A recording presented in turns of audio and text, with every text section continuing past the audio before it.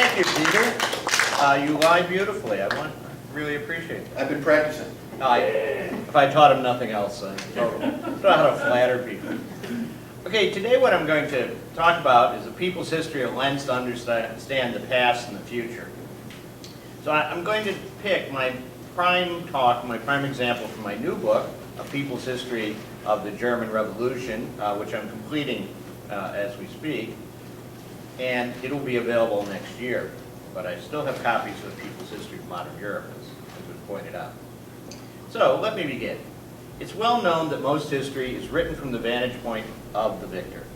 History is viewed from the perspective of the rich and the powerful, and the actions of a small number of people, generally white men, are seen to dictate the course of world affairs. History of this kind continues to dominate both academic and popular literature, despite challenges from historians who've tried to write history from different perspectives, including that of ordinary women and men.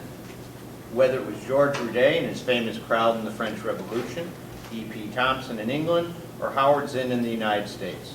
This history from below is noted, at times even celebrated, but ultimately put back on the shelf while historians return to writing books and articles that lead more easily to research funding and professional appointments.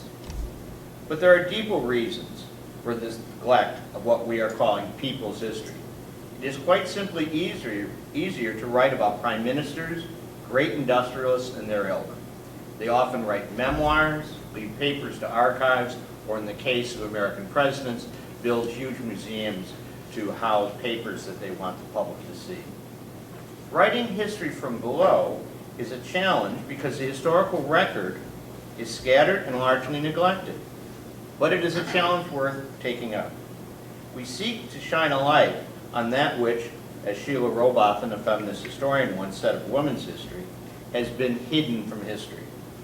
There's a famous poem by Bertolt Brecht that I think sums up the way I try to look at people's history. It's called Questions from a Worker Who Reads History. And at the risk of taking too long reading poetry in a historical talk, I really want to read this poem to you because it gives you a real feel, I think, for things that we just often don't even think about. So he says, Brecht says, "Who built the 7 gates of Thebes? The books are filled with the name of kings. Was it the kings who hauled the craggy blocks of stone? And Babylon, so many times destroyed, who built the city up each time? In which of Lima's houses, that glittering city of gold, lived those who built it? In the evening, when the Chinese wall was finished, where did the masons go? Imperial Rome is full of arcs of triumph. Who reared them up? Over whom? Did the Caesars triumph? Byzantine lives in song. Were all her dwellings palaces?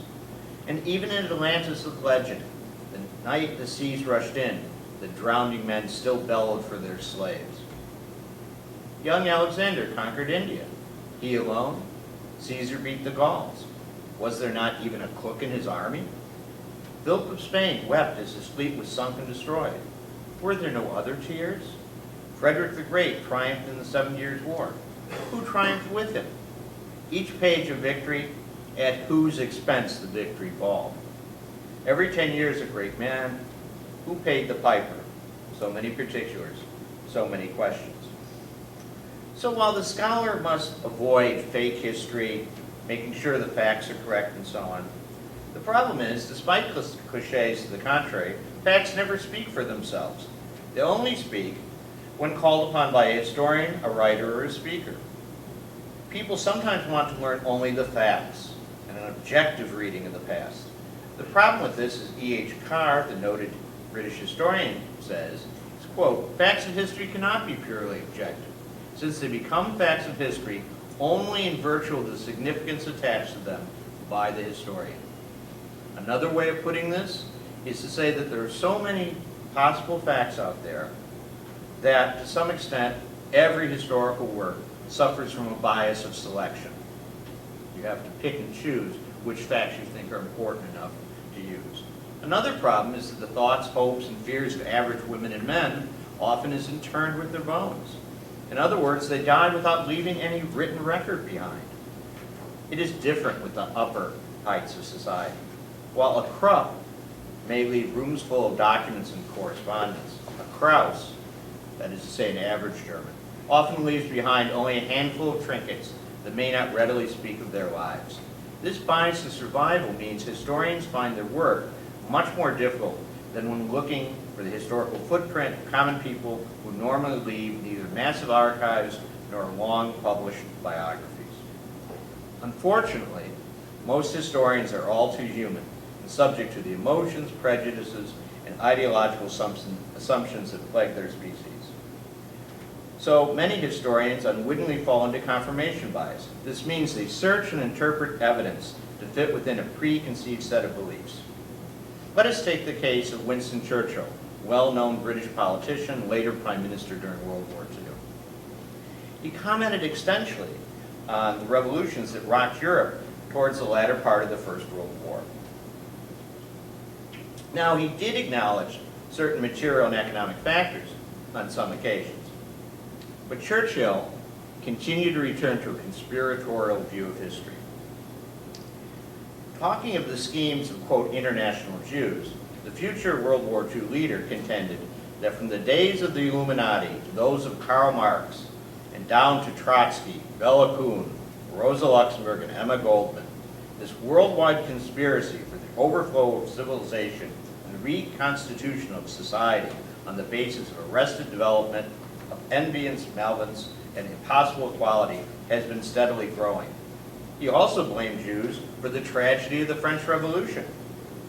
Now, although immediately one recognizes a certain odor of anti-Semitism here, there's something else going on. Churchill thinks that history is made by only a handful of individuals, some good, like himself, of course, and some evil, like these international Jews he's talking about. So,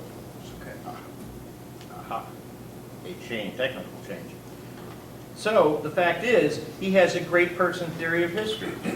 He believes that it's only a few individuals that are actually going to make history, besides the fact of his obvious racism and anti-Semitism, which is Marx's career.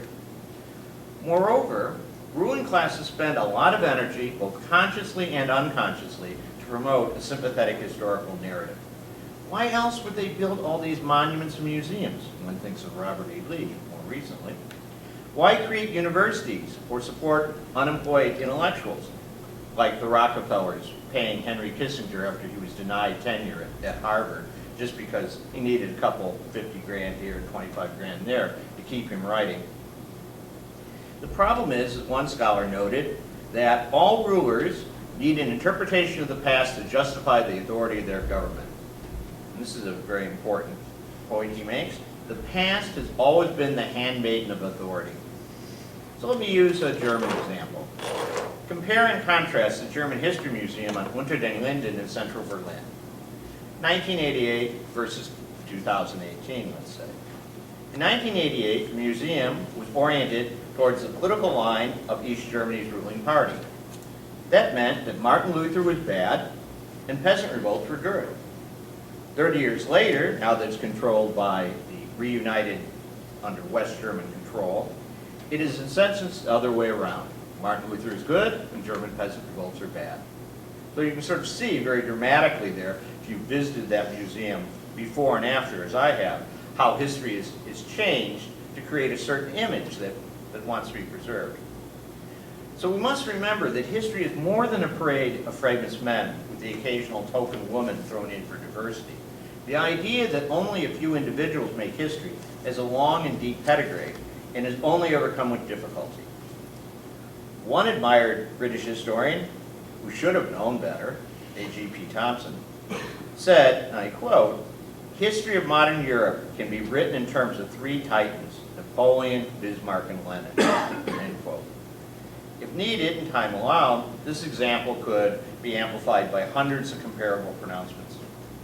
At least in the English-speaking word, German history starts with Otto von Bismarck, unification, goes through Kaiser Wilhelm II, evil militarist, pausing to dwell on the unique evil of Hitler.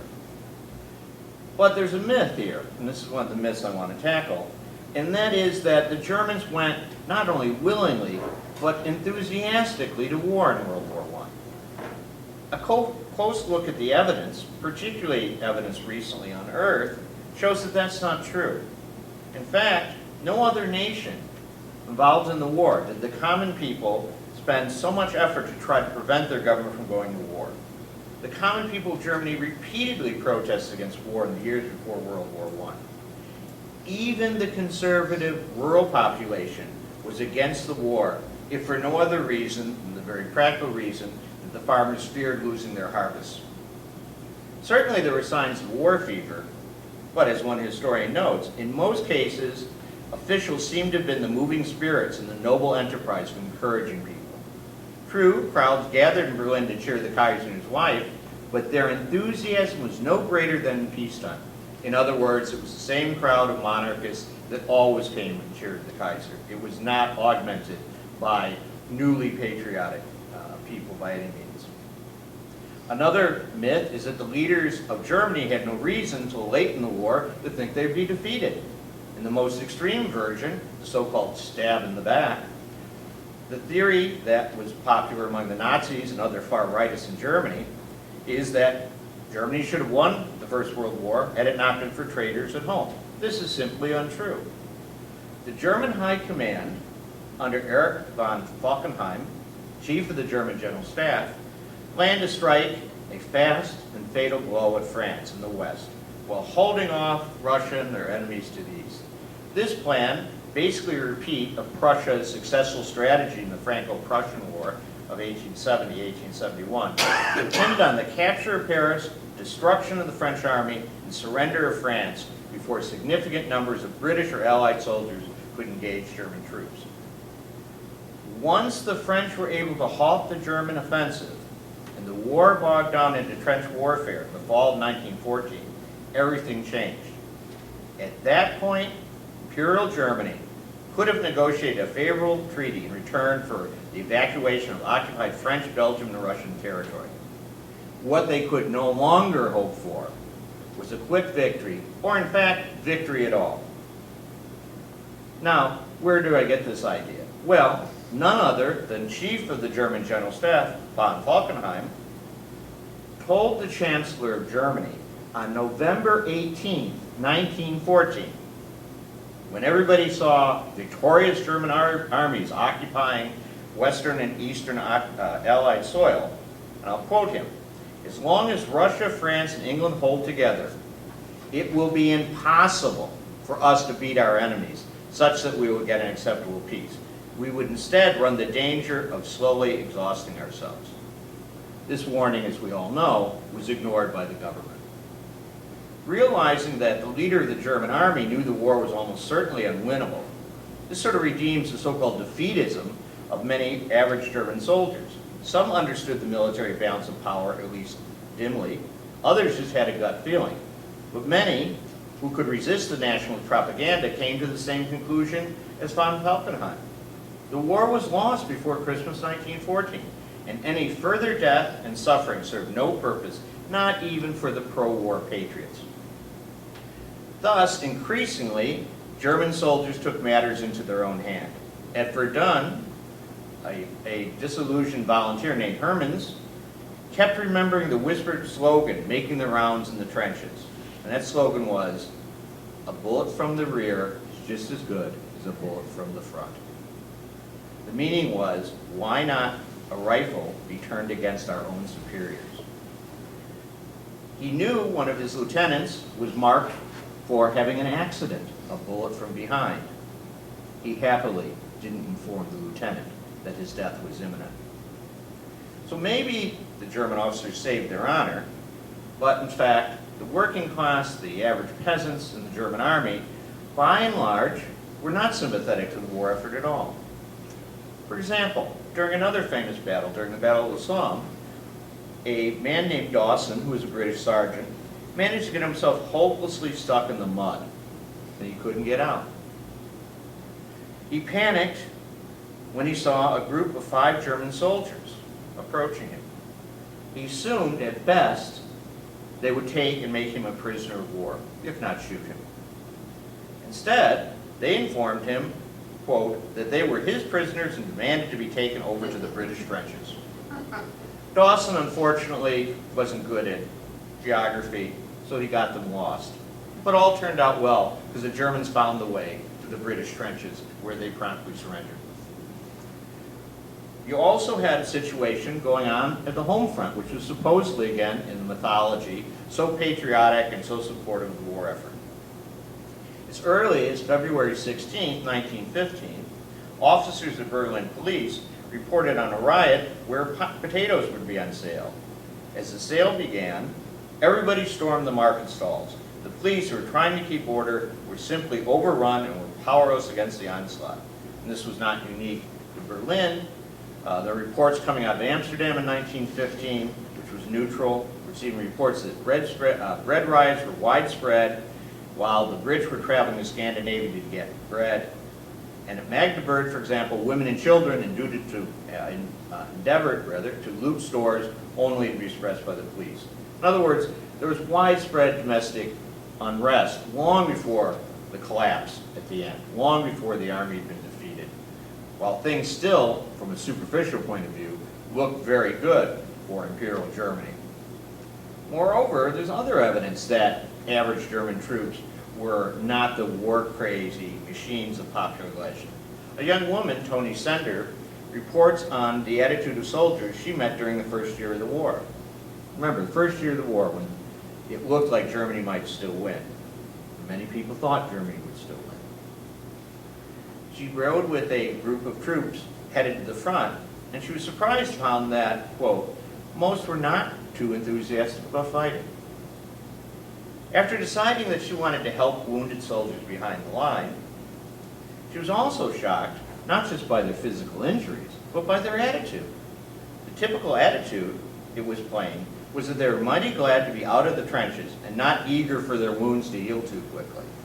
A homeland shot they used to call a serious wound that kept them off the battlefield for a long period of time. Morale was further undermined as the high command was unable to stop the spread of rumors and gossip. Even the first months of the Great Conflict, word spread among the soldiers that so-and-so had had a mutiny, that in such and such a place people had been fraternizing with the French. Here they poured down coffee on the ground in front of a general, and there a soldier shot an officer in the line. So in other words, there's this whole subculture of disillusionment, protest, and anger, which is spreading, whether any specific incident was true or not. But worse than the rumors from the point of view of the German high command in Imperial Germany was the fact that there was a reality to many of these.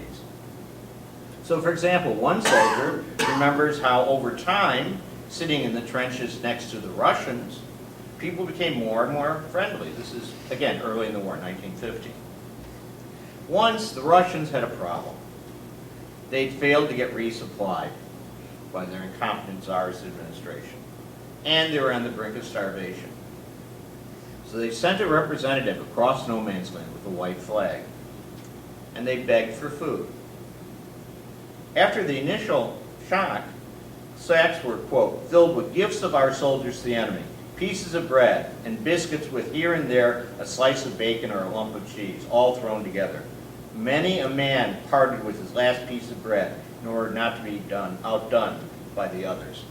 So in other words, you were starving Russian troops. What did the Germans do? Give them their food. This is, again, not a sign of a war-crazed, bloodthirsty thing. Now, there were people who were bloodthirsty, particularly the officers. So, for example, during the invasion of France, a group of officers screamed "no quarter," and German soldiers were told to kill defenseless French troops who'd thrown away their rifles while trying to surrender. If any German hesitated, their superior squad cut them all down. And they weren't. You have to follow orders, right? This sort of senseless slaughter did not sit well with the average German enlisted man. The result was that some of the, quote, gentlemen who ordered the massacre, quote, of our French comrades were killed by mistake in the darkness of night by their own people, of course. Such mistakes repeat themselves almost daily. Now, this was caused not by the frustration of defeat, as the Germans still thought they were winning the war and still told themselves they'd be in Paris for Christmas.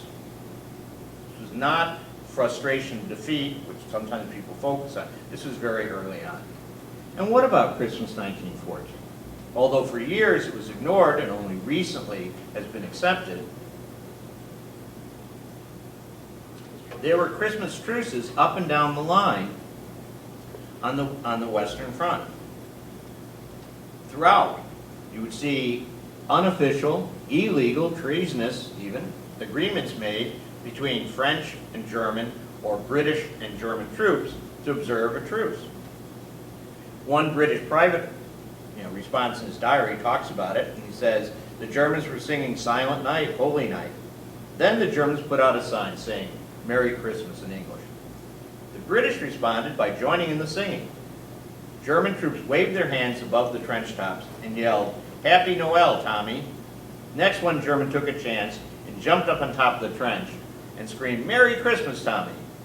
No one fired a shot. Of course, our boys said, they can do it, we can do it. The sergeant major came along and said, get down there, get down.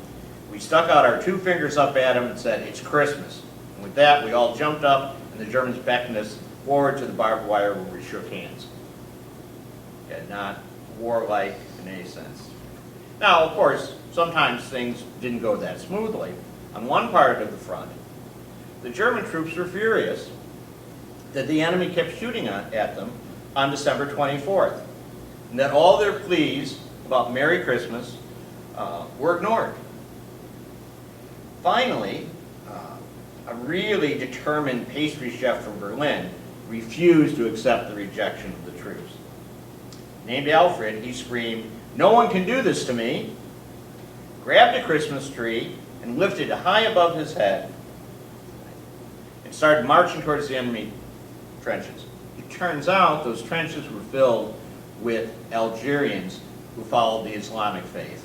And they had no understanding of this Christmas stuff. But the Algerians were baffled by this chef. The German appeared too crazy to shoot at and too comical to take seriously. So the Algerians agreed to honor the truce. Now, obviously the High Command didn't like this and made sure that severe punishment was meted out, particularly that any repetition of this in future holidays, like next Christmas, would be severely punished. So was this the end of it? No, because even though they couldn't overtly fraternize in many cases, they fell into what is sometimes called a live and let live policy. That is to say, they basically didn't really disobey direct orders to attack, but when they were in their trenches, they often made a mockery of the fighting. They turned to ritualized aggression, as one historian has called it, where the troops made a noisy show of firing off their rifles. So what a quote, an outsider might perceive as a small battle, entirely consistent with an active front policy, might in fact merely be a structure of ritualized aggression where missiles symboled benevolence, not malevolence, and where a constant flow of ritualized bombs and bullets caused neither harm nor anxiety.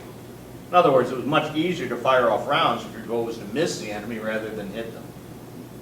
At times, when you had line officers who were sympathetic, the German infantry could dispense altogether with the charade of wanting to kill the enemy.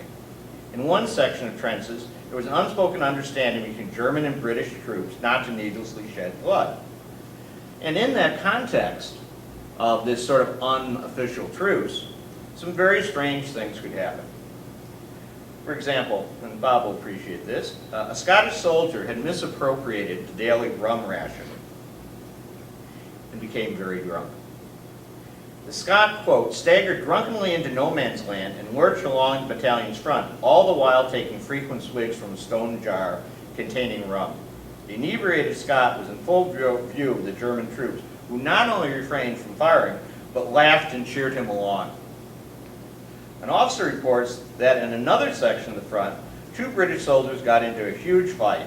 They jumped out of the trench and fist fought bare-handed for 15 minutes until one was knocked out. As the officer reported, all the time the Germans were cheering and firing their rifles in the air to encourage the combatants. So if the first war on the German home front was horrible, the months following were even worse. In other words, things were bad at home too. The British had a naval blockade, and so that British were able to stop Germany from getting in food. So the common people, who already were not necessarily super enthusiastic about this, became more and more upset. Basically, you have a situation where food rations kept dropping and dropping and dropping, and people couldn't even easily drown their sorrows, as 95% of the grain used for brewing beer was diverted to wartime uses. But the real sort of insult came in the summer of 1916, where the government started to introduce saccharin into beer. This alteration was deeply resented by people because they believed saccharin almost ruins a good beer. So, you had these things happening at home, and of course the responses often riots over food. Another report from the Berlin police in the fall of 1915 talks about how a crowd had stormed several butter shops because of prices, large display windows were shattered, shop doors were destroyed, entire stocks simply taken. The police and officers were completely helpless against the crowd. While newly arrived mounted police cleared the street, various objects such as flower pots were thrown at us. In other words, openly defying the authorities, fighting with the police. Again, I want to note the date, 1915. We're not talking about the war is lost, we're not talking about the war is over. Right? Very, very quickly. Now, one of the reasons why they were so upset is, despite the rationing system, is you had a reality where the rich were still living rather well. So, a British noblewoman who'd married a German nobleman and become a princess, wrote in her diary in 1915 that they, the aristocracy and the rich, and officers on leave, would come home and have dinners where they had, quote, pheasant served on slices of pineapple, with champagne as a mere item on a long menu. And the frontline soldiers caught wind of what was happening, and this furthered their anger.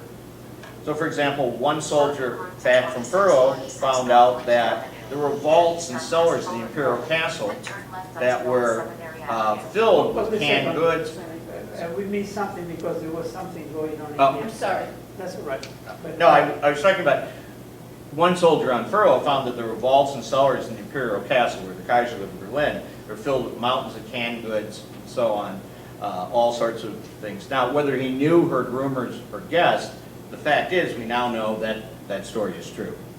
There was that sort of food being stored for the rich. So to try to relieve the anger of the average people of Germany, they started having food substitutes. Right? Instead of a normal food, they tried to have something different. Most familiar to people here is probably their most successful food substitute was this powder that you mixed with water, and it gave you this sort of translucent thing that filled your stomach, even if it didn't have much nutrition. We call it Jell-O. So that's one of the things they did. But you had all sorts of other things. Meat was substituted by rice lamb chop, nut cutlet, vegetable beefsteak, a pale green concoction of cornmeal, spinach, potatoes, and group nuts bound by egg. Sausages were made from starch and offal. Butter was stretched by a powder made from starch and sodium carbonate, or replaced with curdled milk, sugar, coloring material. And many attempts were made to develop substitutes for fat, which was a real problem, real deficiency on the home front. And among the things they tried to use to substitute for fat were rats, mice, hamsters, crows, cockroaches, snails, and earthworms, even hair clippings and old leather boots. But none of them were very successful, partly because there was a cultural resistance to eating cockroach pate, which was something they developed as a healthy alternative and as a source of protein. You can imagine, people are probably familiar with cockroaches here, you can imagine that if you don't try to kill cockroaches, but rather try to get them to reproduce under laboratory type conditions. They had a whole building full of cockroaches that were fed things that were unedible to humans. Fingernail clippings, et cetera, and the roaches flourished and so on. Then they would take them, in German industrial efficiency, and they would pasteurize them and make them into a pate. And the pate was very popular for about 2 weeks until the word got out that the pate was made, it said organic pate, which was true, but when they found out it was cockroaches, it became not very, very popular. So in an empty but egalitarian gesture, everybody was supposed to be subject to the same ration. However, for those with money, There was always food to be had on the black market that flaunted price controls. One socialist woman described the reality of the rationing system for the average German. Bread tickets were always insufficient for many hungry mouths. Tickets were issued for meat you often could not get or did not have the money to buy. Butter and fat tickets did not mean you could obtain the quantity indicated. More often than not, the word butter on the ticket was all one saw of butter. And there were various spontaneous demonstrations taking place. So that princess I referred to before, Frau von Bucher, she talks about seeing in Germany's capital 200 women marching down the Unter den Linden calling out, peace, peace. They were only made to desist when 150 mounted police attacked them with drawn swords. And that was a small demonstration, but there was consistently more and more of these. Right?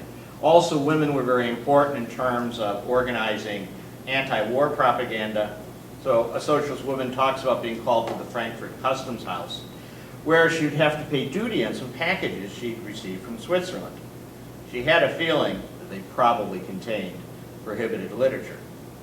Now she tells of her anxiety as the officer unwrapped the parcels and dozens of books fell out. She was relieved when she said, "I saw the paper cover and it said Perfidious Albion, the slogan used against England by the German nationals during the war." Rapidly, the officer looked through the book. "Seems to be good patriotic stuff," he said. "Certainly, officer," was my reply.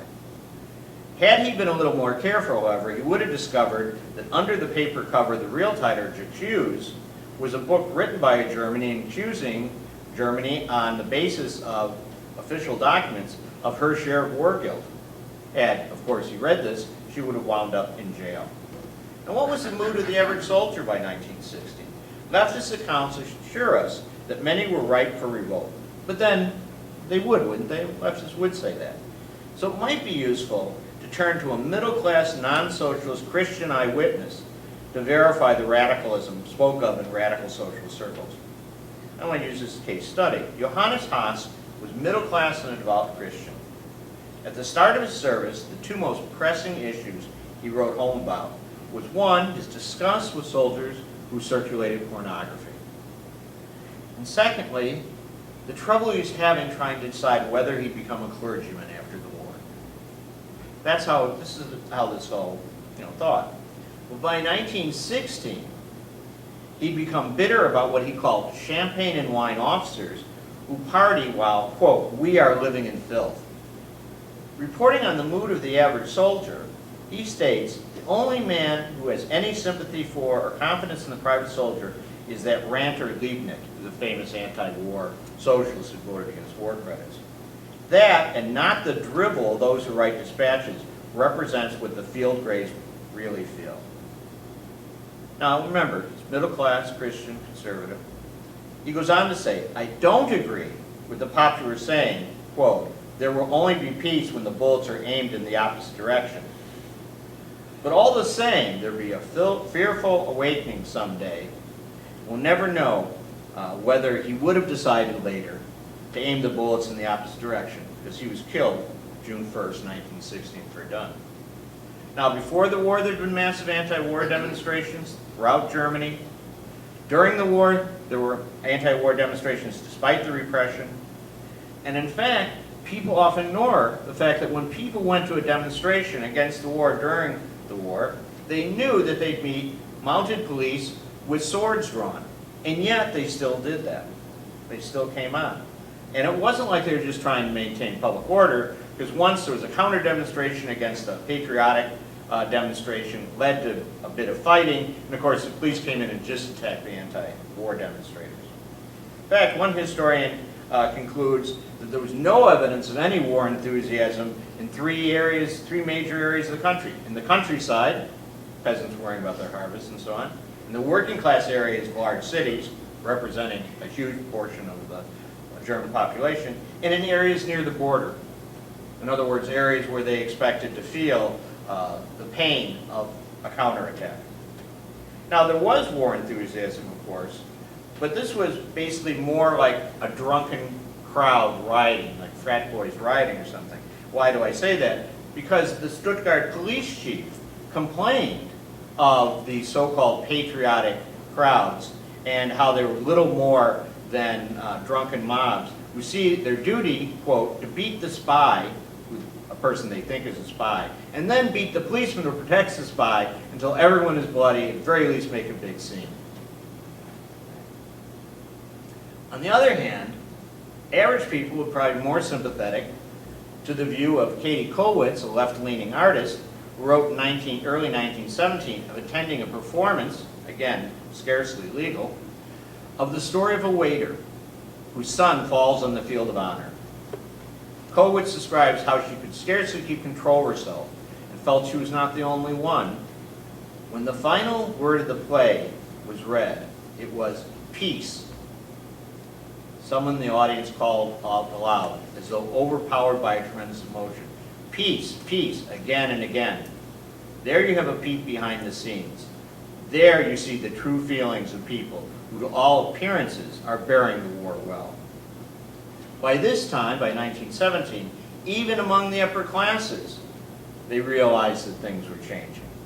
So that Princess von Blücher, I mentioned previously, she writes in her diary that one of the strangest signs of the time is, to my thinking, the rapid and insidious way in which the tide of democracy is creeping on and overflowing all Europe. Notice she doesn't say communism, doesn't say revolution, she says democracy. She's very clear what she's afraid of, democracy. By the end of the war, Kaiser Wilhelm caught a rather pathetic figure whose actual influence on political decision-making was comparatively unimportant. He had become a mere fig leaf for the rule of the generals and large industrials who actually controlled the Reich. When his usefulness was over, the Kaiser was sacrificed by his most trusted field marshals in an attempt to save the empire and, if possible, the monarchy. He was sent into exile to the Netherlands on a night train like a tired Caesar in flight, and that was the end of Imperial Germany.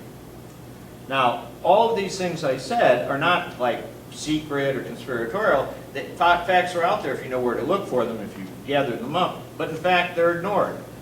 Instead, you always have the pronouncements just of the great and the good about how they felt about things. So these case studies I just mentioned show that we must look at the action of common people to understand history. It's not the only lens to understand history, but it's a vital lens. Of course, people don't make history in conditions they're choosing. Still, they make history. Thank you.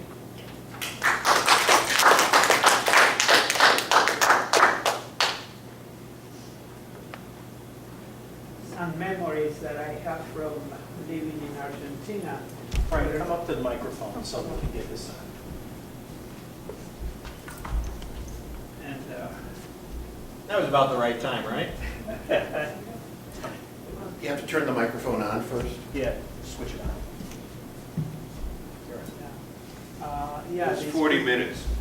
bring me a lot of memories about my growing up in Argentina, where a lot of refugees come from Russia, from Germany, from Italy, and told their stories. And then I have to live my own story when the army sent me to shoot against a group of people that were rebelling against Peron. And I refused, and I took to the countryside, and when everything calmed down, I went back, and an officer put his gun, and he said, I could shoot you, and I looked at him in the eye and said, fuck you. I can shoot you, fuck you, and I keep, fuck you, and he just took off. And the reason somebody said he took off, because he didn't know if I have connections that he could injure him, you know, but it was total disregard for the military, and we have officers that were brutal and they were hiding because they were afraid that we would kill them. So this reaction of the soldiers against this unjust and unexplained violence it comes up. Also, I went looking for a brother of my best friend during the revolution in Buenos Aires, that the planes were bombarding the city of Buenos Aires, Plaza de Mayo and so on. And his brother disappeared. He was a soldier and disappeared. We went running among the fighting. We went looking for him. And the guy was living like a pash some people took them in, the soldiers, and they were feeding them and showing them films, movies, everything. They were by the people in there. So, and the soldiers took it, so they didn't want to fight. So I don't know how much this adds to your conversation, but I think it's something that we know it happened. Yes, and I think that's the sort of history that doesn't get reported. Or if it's reported as the exception that proves the rule. They don't really emphasize how actually many times people stand up to this at risk of their own lives, as you did, of course, when the officer pointed the gun at you, and actually struck to it. And sometimes it's the individual officer's fear of consequences. Maybe they're afraid if they kill the soldier, the other soldiers will kill them, right? Because they're afraid of the mood of their men, so on. It could be for a lot of reasons. But people show a lot more day-to-day heroism against war than you'd ever know, because all the war movies we see always show people being heroes in defense of the war, in the fighting the war, in defense of the system, not fighting the system.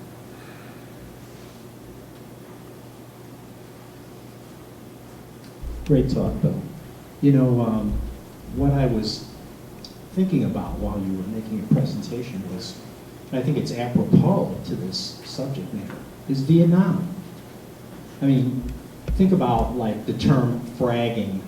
Look what happened with the U.S. military. I mean, I think the thing that really brought that to a halt more than anything else was the fact that, aside from public opinion, which had, you know, obviously moved against the government, and the popularity of the war was, I'm talking about Vietnam now, was absolutely below the Mendoza line, less than zero, was the fact that like all discipline had broken down in the Army.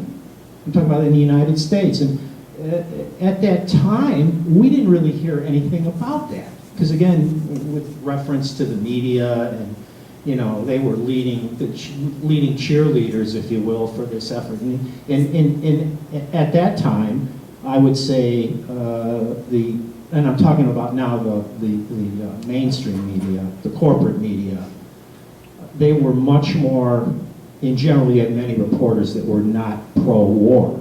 I mean, relative to like what we've subsequently seen, where how reporting is, they quote in bed with the soldiers, or crawled in bed with. But the thing I was thinking about was the number. It was in the thousands of like military officers in the United States Army that were murdered in Vietnam.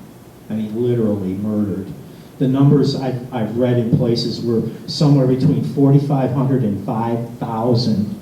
You know, and I think the amount of dead, for the record, U.S. dead in Vietnam was around 59,000, something like that. That's roughly 10%. But when this was all happening, there was nothing said about it. I mean, this more or less came out like, you know, after the fact, and maybe you want to talk about, I mean, I don't know if you want to go into that at all, but I think that was a major reason, you know, why, and again, that wasn't something we heard about at the time, aside from the political, from the standpoint of like the American public had turned against the war. It did take time to do that too, I might add, years literally. But the fact was that, like I say, the Army itself, you know, the command lost control, you know, essentially, towards the end. And anyway, I'll let that go at that. Well, let me just comment on that. I think that this is one of those sort of dogs that don't bark, because if you kill your officer, you usually don't tell anyone, or at least you don't tell it to anyone outside your circles, certainly not at the time. And I think there's a lot more killing of officers that goes on in these wars than people let on. I mean, I was kind of surprised when I stumbled upon memoir after memoir, long after the fact written, or letters just finally released, where people talk about fragging, as we would say in Vietnam, but talk about killing their officers, how widespread it was. So people went to Verdun. By that time, it was, maybe everybody didn't do it, but it was a common saying, right? This was like, you know,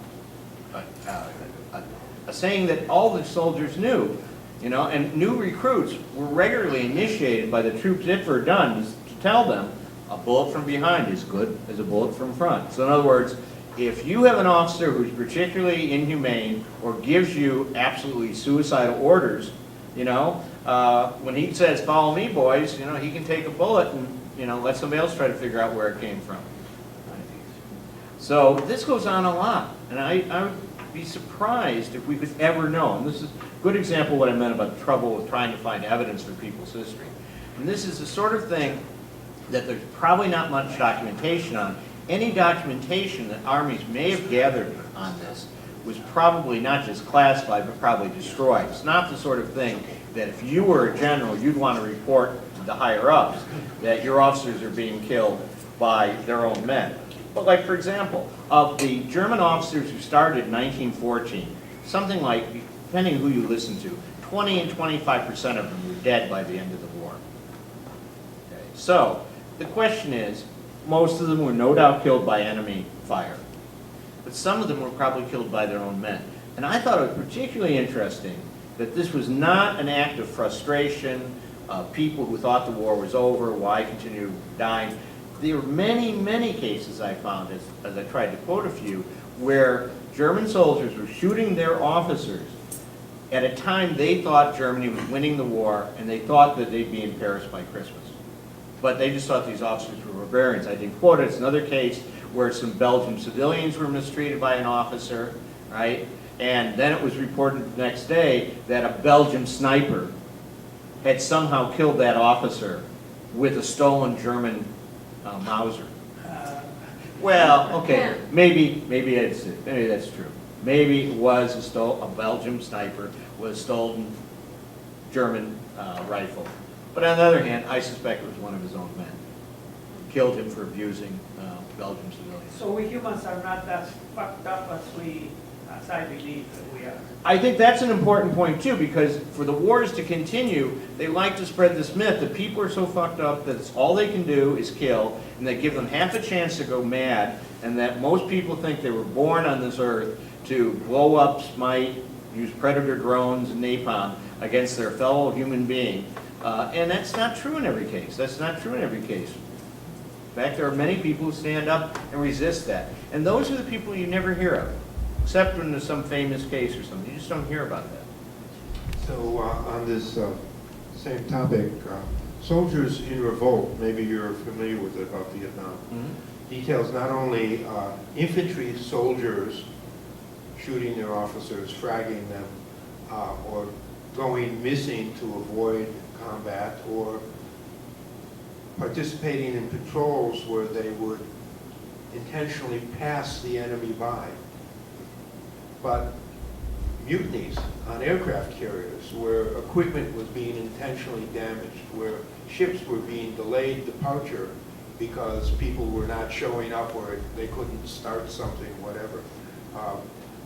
While this expands on what you're saying, I think it also supports that the image we're given to condition us to believe that patriotism means killing the designated enemy is one that's constantly in need of stimulation.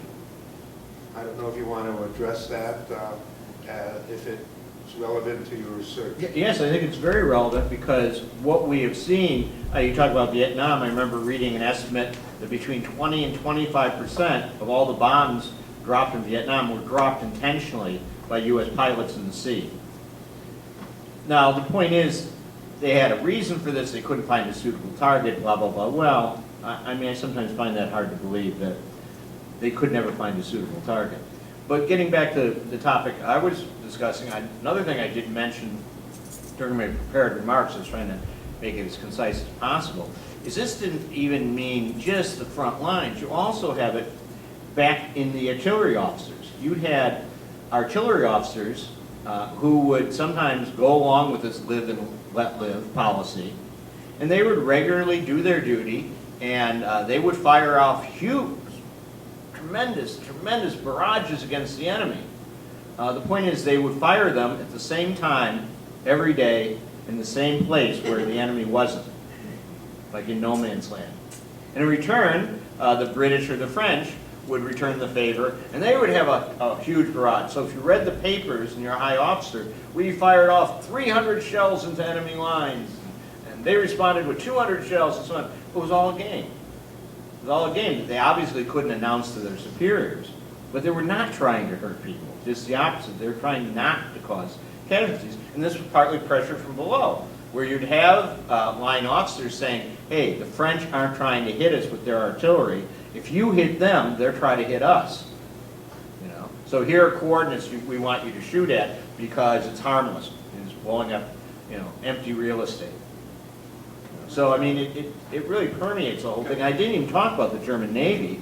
The German Navy, for example, is going to have a revolt that starts the German Revolution of November 1918, where they just refuse to carry out these massive suicidal orders. The German admirals, let me explain this briefly, German admirals had this goofy idea, I think it was goofy, they were going to get the entire Imperial German high seas fleet, and they were going to charge the British Navy that was supporting the blockade for one last glorious victory. And the theory was, one, maybe the British will be caught off guard and will beat them. But privately, most admirals didn't think that. Second possibility is we all go down to the sea in a flame of glory. Goddamn room. Yes, Goddamn room. And the enlisted men got hold of this, and their response was not only not to go, many of their officers who commanded them to go wound up getting an uninvited bath, in fact drowned, because they were thrown overboard by their men. And we're talking not just about people politely saying, I'm going to start a move on petition. No. And they took their officers and threw the bastards, you know, into the North Sea, right? And in fact, when they sent other ships that didn't know what was going on and said that the enemy has captured some of our ships and you should fire on them and so on, they ran up the red flag on the mutinying ships. And when they saw the red flag, they said, oh, those are our guys. And they threw their officers over and mutinied too. So you actually had, for a period of time, the average sailors, you know, along with some sympathetic lower-ranking officers, right? People who were there because they wanted to be an engineer, not because they wanted to kill people, that sort of thing, had gone over to them. So you're implying that the human psyche isn't built around killing other people, and that it's manifest in the resistance to the social structures that support an elite system that needs other working people to go out and kill other working people. I think that's... Oh, absolutely. That's the other thing you can look at in terms of the development of military technology. What people found after World War I, and then was studied even more systematically after World War II, is that for all those huge firefights you have, and all these battles you have, by and large, they're always elite units that are real kill, kill, kill. But for the average soldiers, most of them weren't aiming. They were firing in the direction of the enemy, not at a perceivable person they could shoot. And that allowed them to absolve themselves of any sort of feeling of guilt, because if they killed somebody, it wasn't their fault, sort of. They were just, you know, hazards of war. They were just doing it at random. And because of that, that is why modern armies have moved towards scatterguns, like the M16. These are guns that don't have much accuracy compared with the brilliant accuracy of rifles in World War I. The trouble with the rifles in World War I, accurate up to like half a mile, is you have to aim the damn thing. And if the soldiers don't want to aim it, it's very easy for soldiers to just fire off round after round and not hit anyone. So that fits with Nick Terce's book, Kill Anything That Moves, which you may have seen, based on a secret Pentagon study of soldiers who had reported war crimes. The Pentagon did nothing about the war crimes to punish the people who did it. Its activity was to cover up after amassing the data, and then later remove it from the National Archives after Nick Terce managed to stumble on some of it and start using it as the basis of his book about the widespread massacre that the Vietnam War represented. It wasn't a single issue. That's the point I'm trying to make, is the psychological reality of the human rejecting the conditioning that says, that's the enemy, you should kill them. Absolutely, absolutely. Thanks for your talk, Bill. I enjoyed it very much. I recently wrote a screed that I ended up posting on one of the blog websites of David Swanson. I've become particularly upset at what I hear on a consistent basis from National Propaganda Radio, NPR, and that I see on public television. And don't ask me why I even expose myself to these things. I don't have a good answer. Mainly because I can't stand the commercials on the rest of radio and television. But the screed said, it was entitled, "Ken Burns is not a therapist." And I'd like to speak about several of the many problems with Ken Burns. First of all, I start by announcing that he's also not a historian. He's an entertainer. When he makes his quote-unquote documentaries, he shows an image, and then he can say anything to narrate that image. It doesn't even have to be related to that image. In his documentary, The Civil War, he'd show a picture of a soldier, and then a little tune would come on so that we could help identify that soldier every time a narration from this soldier came on, from that soldier's letters. And guess what? That picture wasn't of the soldier. It was just a good-looking picture of a soldier. But he showed it because that's a Ken Burns documentary. And I went on to indicate that there was a big problem with Doris Kearns Goodwin, the caption always says presidential historian, which is oxymoronic. There is no such thing as a presidential historian for very simple reasons, and Bill just elucidated them, but I tried in my screed also. But Doris Kearns Goodwin, Godwin, whatever, is a biographer, and biography is not history. Biography is part of literature, and it's not history for two very simple reasons. One is, history is made by examining primary source documents, and biography almost never is. And the second reason is that biography relies on the great man theory of history. Otherwise, it's not much of a biography, is it? And I went on to explain that the great man theory of history that most people experience in their own lives in this country is names and dates. That went out of fashion with the Lindy Hop and the hand-cranked out automobile. Or at least, I wish so. If only that was true. You're right, alibi. And I go on to indicate that Ken Burns, in his very first introductions to his most recent work on Vietnam, which I haven't seen, indicates that he's not so much trying to present a history or even inform people about what happened. He wants to start a national conversation asking questions that have never been asked before that will lead to a natural healing. And then I want to go on to say he fancies himself some kind of therapist on a national scale. And I end up by saying that what we don't get from Ken Burns, then I go on to indicate that what we don't get from Ken Burns is a discussion of historical cause. And without putting too fine a point on historical cause and its manifoldness, I indicate that the reason Vietnam ended, in short, was because the military couldn't find soldiers to fight the war. And those soldiers went so far as to murder their officers who were too eager to fight that war. And that we're not going to learn that from Ken Burns. Even though I haven't seen it, I can promise you we're not going to hear that.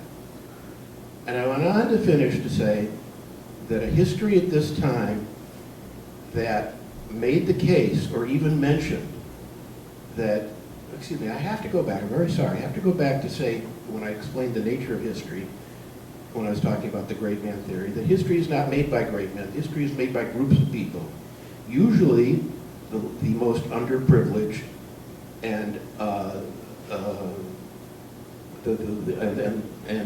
least privileged and et cetera in society.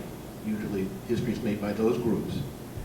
And I finished by saying that at this time in our nation's history, a history that either makes the point or even mentions that in our nation's past, large groups of people organized and acting in concert were able to take the fate of their nation and their own lives into their own hands. And we're certainly never going to hear that from Ken Burns.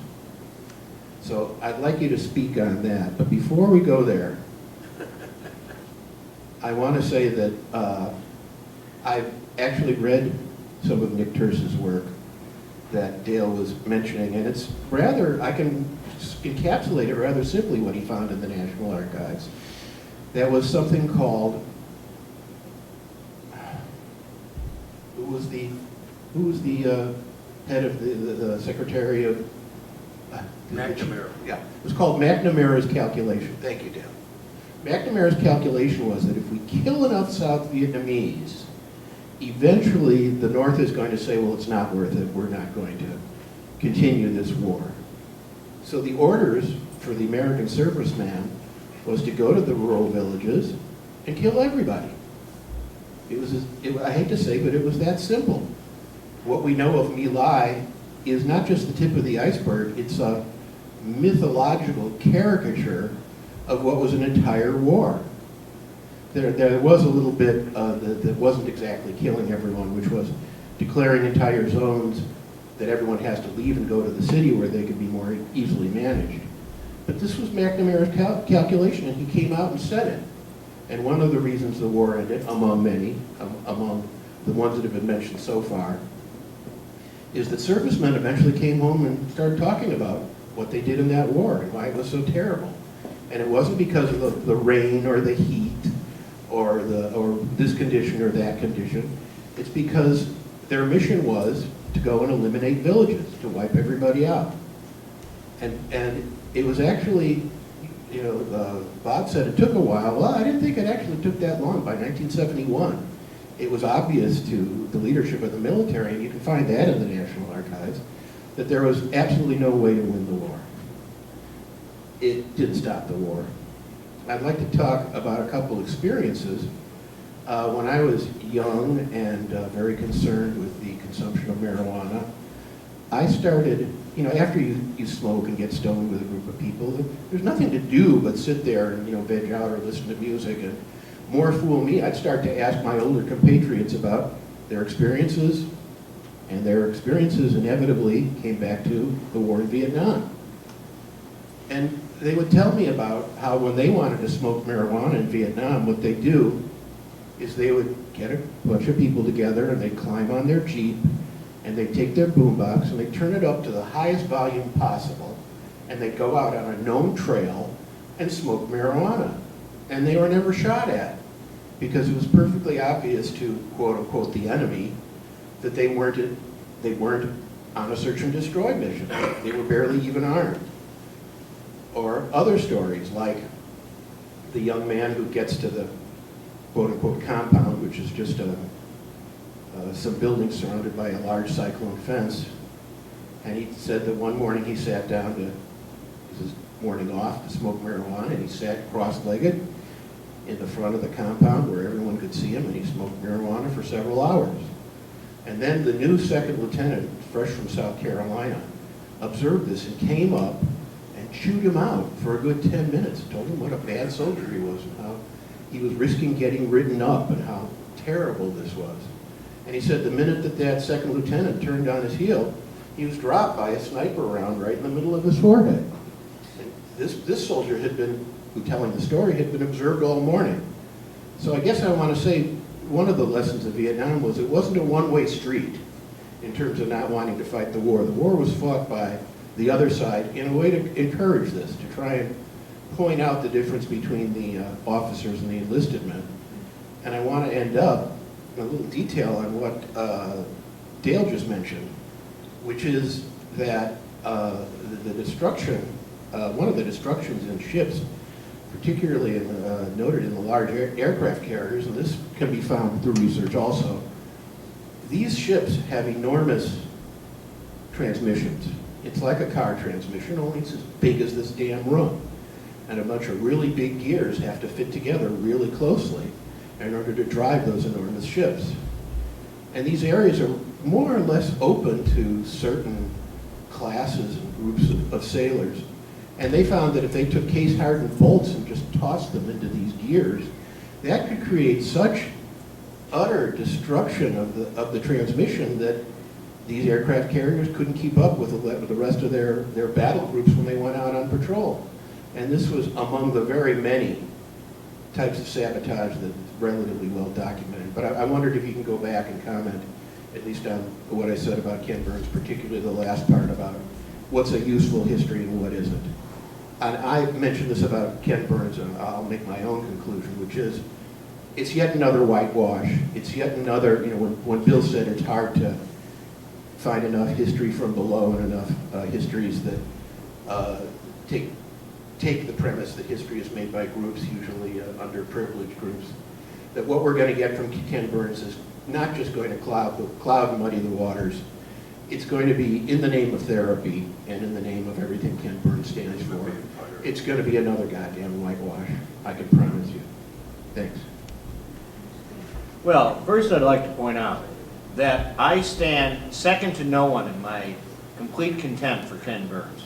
Me. That's second to me. Okay, maybe second to Peter. Okay, but, I mean, this man is, you know, public broadcasting's answer to Joseph Goebbels. This man is detestable. Right? And this is a problem because people tend to view things the way they're presented. And unfortunately, people, well-meaning people, view his documentaries as history.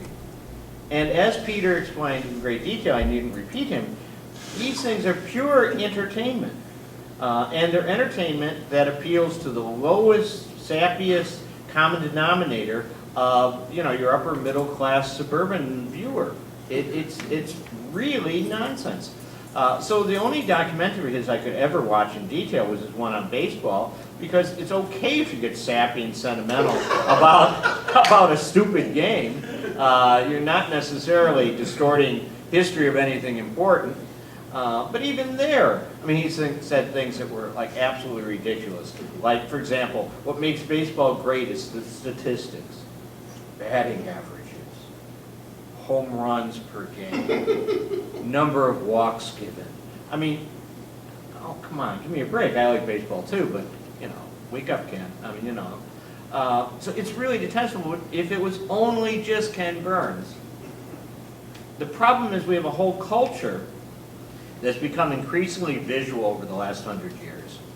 And even if the books were better, which they're not, when it comes to visual imagery, you've got nothing but sort of disinformation being put forth visually. On the one hand, there's the Ken Burns, who at least some people think are documentaries, rather than, you know, melodramas and so on. But then there's all these Hollywood movies, right? I mean, there's Rambo, you know, the whole Rambo series, one of which Rambo manages to take out an armored Soviet assault helicopter with a bow and arrow. If it was that easy, I mean, the Soviet Union would have lost in Afghanistan in the first, like, 2 weeks. And, you know, and the various other Rambos where he goes to Vietnam and knocks off a couple North Vietnamese divisions single-handedly, or maybe with the help of some female lead that he's dragging around with him. I mean, you see all these pro-war movies, you see all these sort of things that just, you know, are so much sand in the eyes of the people, right? I mean, they tell not the true story, but they don't even tell a vaguely true story, right? I mean, what I'm getting is they don't even tell a great man history from the top-down story. They just create myths, right? they just make up these mythologies. They're not even vaguely related to history. So there's very little history, and you mentioned this whole thing about the biographer posing, cross-dressing as a historian. I mean, there's all these examples out there. I mean, it's just incredible. So, for example, I have students I have to fight with now. Forget about the old fights, about revolution or Marx. Now it's evolution, again, a little bit, but that's okay. Okay? I can easily deal with that. But thanks to the so-called History Channel, I sometimes have to defend human agency in the sense that human beings could have built the pyramids. Because they've seen a program that the pyramids were made by ancient astronauts and UFOs, and there's these people from outer space made the pyramids for the Mayans, for the Egyptians, for everyone else. And they won't even give human agency in building tombs, right? And they see it on something called the History Channel. So therefore, sometimes if they're particularly gullible, most of my students are far more sharp than that. But I get them every once in a while, and they believe in space aliens. So I tell them, you're free to have any point of view you want in your essays, as long as you support it by fact. However, you fail if you blame or credit anything that happened in history on ancient astronauts or UFOs. I mean, I got to draw the line somewhere, right? Now that's a good example of a completely idiotic mystification, but it serves a certain purpose. It says that human beings are too dumb even to build their own historic monuments that we're familiar with. Right? That these were all done not by human beings, but by space aliens. In other words, it's to reduce human beings even a lower level than we might otherwise think they are from the mainstream anti-democratic, anti-popular narrations. And I do hate Ken Burns. Well, I just want to second and say I hate Ken Burns too. But I'm not going to say a word about him. I want to go another way with this slightly. One of the things that strikes me about, and Dale was, we've been talking here about, it's interesting because this is very clearly a leftist audience. I mean, I don't hear anybody Please don't label me. even remotely, oh, I'm sorry, I'll take it. But nobody even remotely seems to be, like warlike or, we can honestly say, and I think it's human nature, if you will, people abhor violence. I mean, this is a fact of life. And this goes to the point I want to make about myth, and because this was part of the title and your topic. And have you noticed, for example, the American news media? I mean, Afghanistan, I think this is obviously the longest running war in our history. What is it now, in its 17th year, some shit like that. Long story short is, when's the last time you saw on a corporate channel in the United States a dead body? I say this because I watch RT, and RT, they have the smudger, because that's all they do show. They go, they got people on the ground, if it's Syria, whatever. You see the results of war and what this means. Flattened cities, dead bodies everywhere. I mean, this is a fact of life. But the reality is, in the United States, that while we are the principal perpetrator of violence on this planet, you'd never think that we killed anybody. I mean, this is just the irony. I mean, maybe you want to talk about that for a minute, because I think this is, we've been talking here about the reality of the lies that we are like incessantly fed. And is it any wonder that our population is seemingly brain dead? But I mean, I think this is, again, a consequence of propaganda. And it is, with the idea in mind that we want to lead people in a certain direction to act and think in a certain way, which has nothing to do with reality. And this is something that, like, obviously from our point of view, we're all about being against that, and talking about what is really happening in this world and what are the things that are going on that we need to address and, hopefully somehow, some way, change this place. But anyway, I'll leave it on that note and let you just talk. Well, I mean, I think you're right, and I think one of the ways to do it is you don't want to see the violence. That's why, for example, right-wingers were in Germany after World War I used to picket protests, and Nazis used to throw stink bombs and smoke bombs in theaters that showed the movie All Quiet on the Western Front. Because they didn't want anything that would show the reality of war and slanted towards an anti-war point of view. Now, you might not have that going on now, but now you have the fact that around the world, but particularly since Robert brought up the United States, they simply just don't show things. They just aren't shown. And if somebody makes an anti-war documentary, with luck you find out about it on the internet. You can watch it on the internet or buy a DVD online, but it's typically not shown on mainstream type televisions, typically not shown there. And I think there's a big part of why they try to always minimize how much the damage of war is. On the one hand, they like to brag about the power of the weapons, but they don't want to then show the flip side, which is how many human beings, many of which had no part of this quarrel, whatever quarrel we're talking about, or whatever war we're talking about, were killed. So, for example, the British are past masters of this, and the Americans have learned from them. They never want to count, or never want to talk about, the tens or hundreds of thousands or millions of people that they have starved to death, consciously.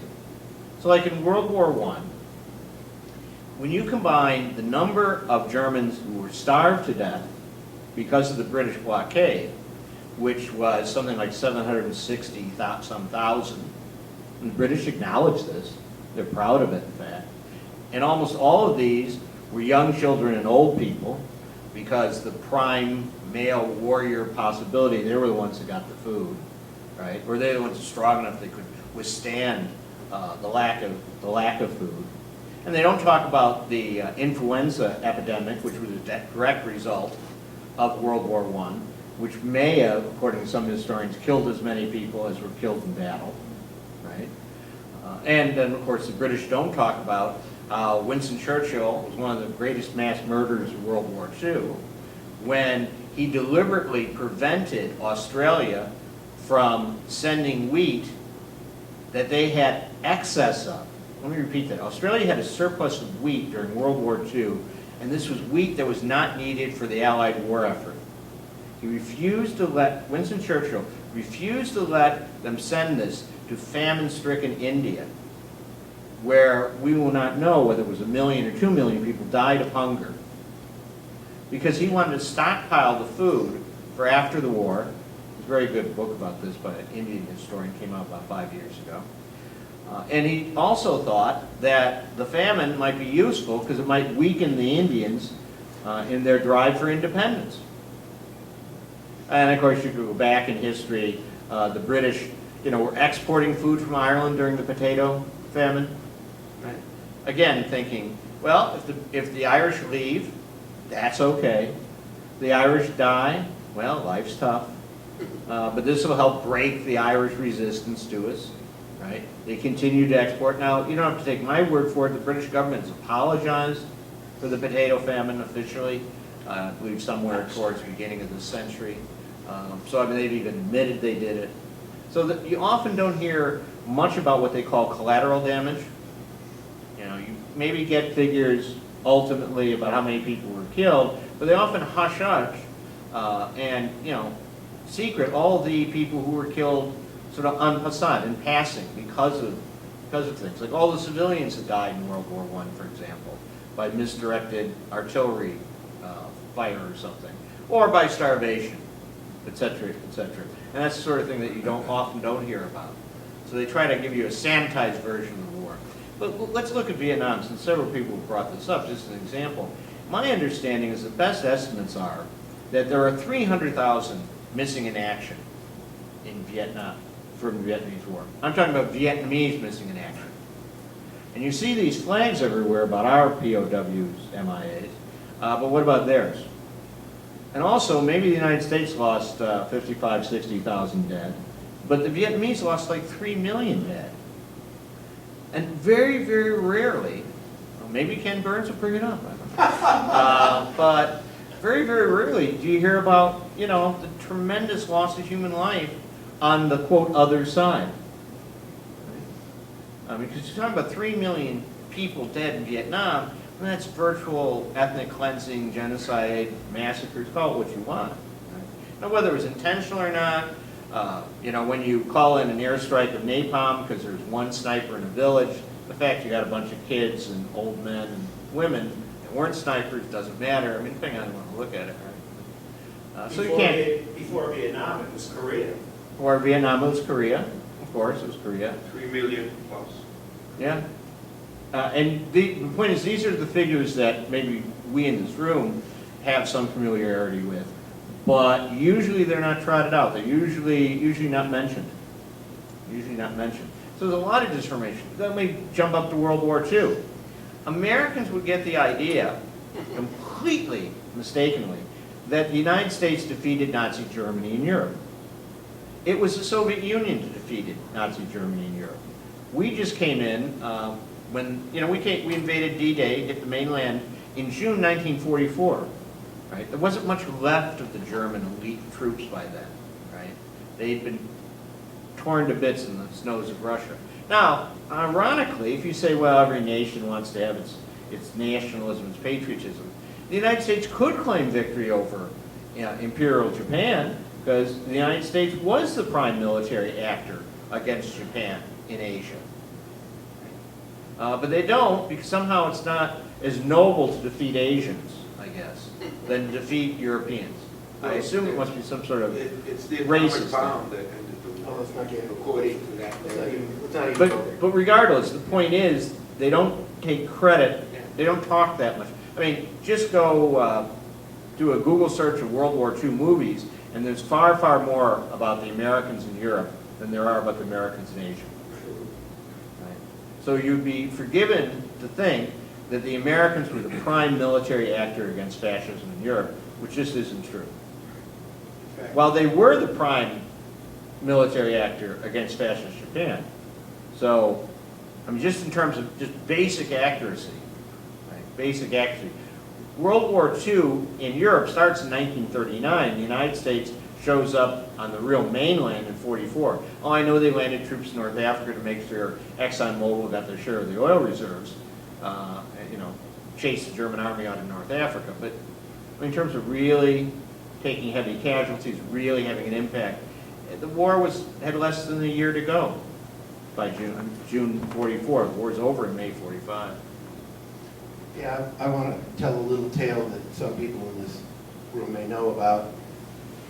One of Britain's starred colonial wars at the beginning of the century before, last century, the Boer War. The Boers, who were the originally Dutch farmers who had been driven far inland into a semi-arid country by British colonialism, eventually, as Britain attempted to take over the entire South Africa and its vast mineral reserves, they fought the British, and the war was actually in two parts. First there was a regular war, and then when the British defeated them, there was a guerrilla war by the Boers. And the Boers turned out to be pretty damn good at this guerrilla war. They were great horsemen and great shots, and they knew the country well. They hid out in the hills, and they struck at the British with guerrilla tactics. The British couldn't do much against them, and the British couldn't seem to lure the Boers out of the hills and the mountains to fight. But there was a journalist who came up with the great idea of how to get the Boers to come out and fight. He borrowed an idea originated by the Germans in their colonies, which was to take all the women and children who've been left behind on these Boer farms and corrals and put them together in camps. And then maybe, with this threat to them, the male Boers who were performing their guerrilla warfare would come out and fight. And never mind that for the first few months, the women and children in these camps that they called concentration camps died like flies from poor nutrition and sanitation. The journalist who made this suggestion, which was taken up by the military, was a man who's also been called a historian, Winston Churchill. Right. And my best friend and brother, an Iraqi, also knows, as few people do, that after World War I, the first people to use poison gas in Iraq was not Saddam Hussein. It was the British. Once again, they were egged on by a journalist and Lord of the Admiralty named Winston Churchill. And I won't go into detail about his behavior in World War II, where he was more focused on the destruction of the Soviet Union, and he was much more focused on the importance of Allied troops being in Eastern Europe. That was far more important than defeating the Nazis. I can go into detail about that another time, but I won't. I want to put in a plug for a movie which does a really very decent job of explaining how the left and others organized during the Vietnam War to help stop the Vietnam War in this country, and how they organized coffee shops and military newspapers. And that movie is called Sir, No Sir. Sir, comma, no sir. And it can be found for free on the internet, as far as I know. I'm fairly certain it can be with a simple search. And I recommend it highly as a piece of history that is not easy to find even in the books. Do you have any comments on this? This is your summation. No, I think that's a wonderful movie. I even don't mind the Vietnam and Television History, which is PBS, because they actually interviewed General Giap and various other people from the other side of Vietnam. It's much more balanced. It's not very radical, but I mean it's balanced. It at least has different voices there. I think what I was trying to get at today, in all these various examples and sidesteps in response to the question, was that we often forget that the common people, the average people who make up the vast bulk of humanity and always have, that what they do or don't do, either actively pursue or passively resist, is going to have an impact on history. In fact, it's not the only way of looking at history, but they often have a much, much greater impact on history than you would think. Just to throw out one last example while I'm summing up here, during World War II, you get the idea that the German robot workers would, of course, be doing everything they could to turn out weapons for their Fuhrer and so on and so forth. Well, it turns out Tim Mason, a British historian, has found that comparatively, the German workers turned out less per hour than either British or American workers did, despite the fact that the penalty for any sort of shirking was 6 months in a concentration camp for the first offense, and so on. In other words, by their passive resistance, the German workers helped win the war for the Allies. For instance, in some of the key plants in the Ruhr that were turning out armaments, you had this problem that you were having a 20% average absentee rate. In other words, 1 out of 5 workers wasn't showing up. Things got so bad, for example, the German army wanted things time-stamped, as we would call it today, because they really didn't want equipment used in the first instance that was made in the afternoon. Because again, against rules, the German workers were often, and this is passive, not aggressive, having a quart of schnapps for lunch, and the stuff they produced in the afternoon was very, very shoddy. And every time they would arrest a couple hundred communists and socialists, you'd have the problem that, well, they were skilled workers and we're running out of workers, what are we going to do? So there'd be a fight between the Gestapo and the Labor Ministry. But by their passive resistance, right, by the fact that they refused to carry out this sort of production, it meant that even when Germany had superior equipment in a certain field of the old so-called military science, they couldn't produce in sufficient numbers. They couldn't produce in sufficient numbers because the German workers, whatever their beliefs, tended to be anti-Nazi. There weren't that many fanatical Nazis among the industrial working class in Germany. And that's just a proven sociological fact that everybody who studied it looks at. So again, I'm telling you to look at what the people do makes a big difference. Makes a big difference. Thank you. Thank you, Bill.